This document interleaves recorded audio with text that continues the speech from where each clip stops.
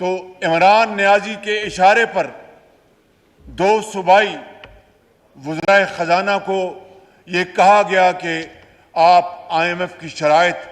جو وفاقی حکومت جو نئی حکومت تھی اس کے لیے مشکلات قائم کرنے کے لیے، وہ مشکلات میرے لیے نہیں تھیں، جناب زرداری صاحب کے لیے نہیں تھی، 22 کروڑ عوام کے لیے تھی۔ ان کے راستے میں کانٹے بوئے جا رہے تھے کہ آپ کہہ دیں کہ ہم ان شرائط کو نہیں مانتے۔ یہ وہ سازش ہے جناب اسپیکر جس کا ایک سلسلہ لا امتناعی ابھی تک جاری ہے۔ پھر وہ سائفر کو آپ اچھی طرح جانتے ہیں،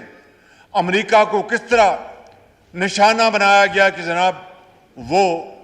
اس ملک کے اندر اس نے سازش کے ذریعے حکومت کو بدلوایا، یہ امپورٹڈ حکومت ہے۔ اور کس طرح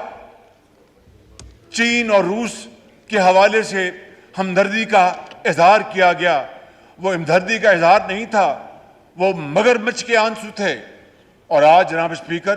میں یہ بات یہاں پر کھڑے ہو کر آپ کی خدمت میں عرض کرنا چاہتا ہوں کہ اللہ تعالیٰ کے بے پایاں فضل و کرم سے ہماری حکومت کے زعماء، جن میں فارن منسٹر شامل ہیں، جن میں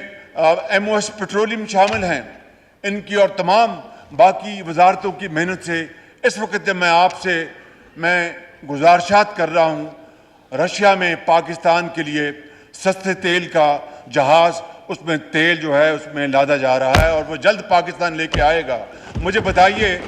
کہ امپورٹڈ حکومت ہوتی تو روس ہمیں تیل دیتا؟